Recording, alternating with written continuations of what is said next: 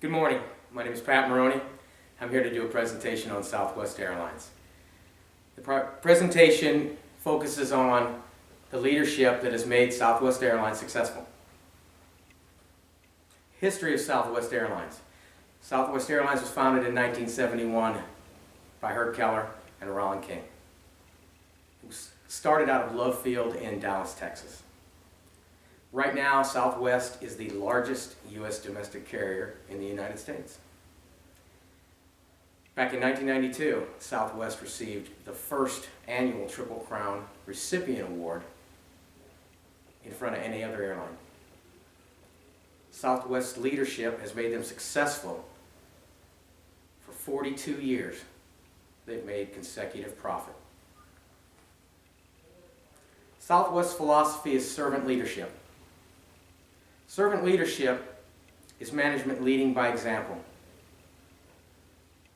It's where management spends time on the front lines with their employees and with their customers every day.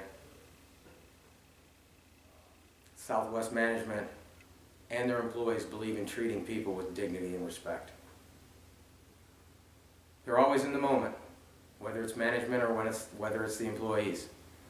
And what I mean by in the moment, when they're talking to you, they don't strike up a conversation with someone else. They're there to serve you, and your need comes first. Southwest management also acknowledges the contributions and successes of their employees. My case in point on that, Southwest has an internal customer care team that does nothing but take care of the needs of its employees.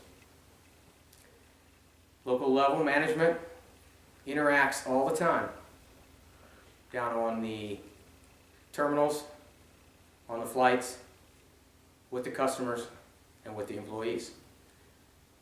It goes as far as the CEO.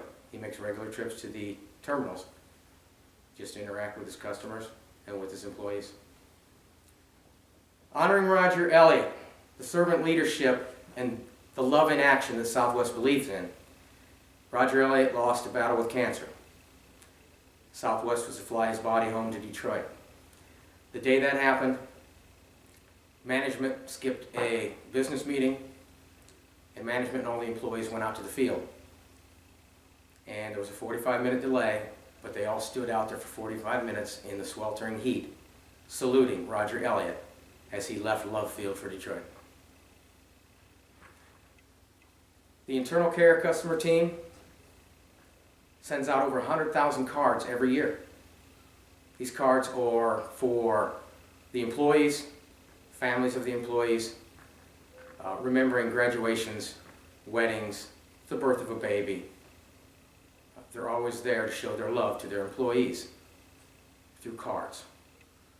Southwest also has an awards program, a couple of specific awards, Volunteers of Love and the Spirit Awards, that they give to their employees every year, honoring them for their successes and their contributions.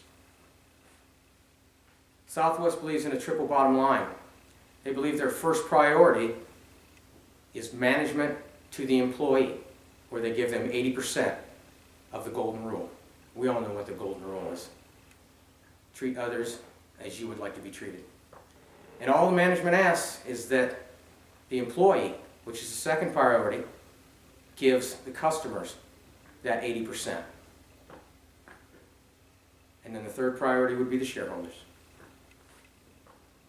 The intent for the employees of servant leadership from the management is that the employees have improved health through fun, laughter. They try to increase the employees' wisdom, help them develop their autonomy, their independence. Leadership growth. Help them grow as leaders, and train them in the Southwest philosophy of servant leadership, where they serve first. Through the employees comes the intent for the passengers, where the passengers receive premium service and capabilities that the airlines can offer. On-time arrivals and departures, the lowest possible fares, flights with fun, for the whole team. And they want passengers to become family. My case in point, Southwest Airlines. The pilot got on board and he said everybody was tired, that they weren't passing out peanuts. Instead, they were going to dump them in a pile in the aisleway, and as they took off, gravity would bring the peanuts down the aisle, and the customers would just pick them up from there. Everybody thought they were joking, but that's what they did. And the plane was a great time that day. It was a great flight for the customers. Another instance is the Soldier's Tribute, where they honored a soldier just coming back from Iraq. They even honored him on the ground, where the ground crew was waiting with a bottle of champagne for that soldier. They're there to reassure you. Case in point, one of the persons that was flying that day had never flown before, very nervous. The flight attendant stayed with the customer the whole time, all the way through the flight, making sure he got to where he needed to be on time. And the unaccompanied minor, he had flown a couple of times on Southwest. There was a delay. The pilots called the parents, let them know what the delay was. They took the minor out to eat, where he had a great time with the pilots. The outcome for the business, with all this servant leadership and what Southwest does, it helps them sustain their employees. Great customer satisfaction to the passengers. It's repeat business through that customer satisfaction.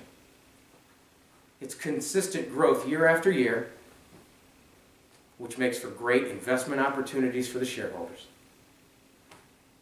Through all this servant leadership and the love that Southwest puts into its passengers and into its employees,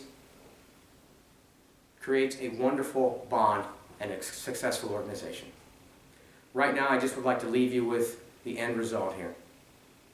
It's a quote that I found online and really outlines Southwest's servant leadership towards their employees and their customers.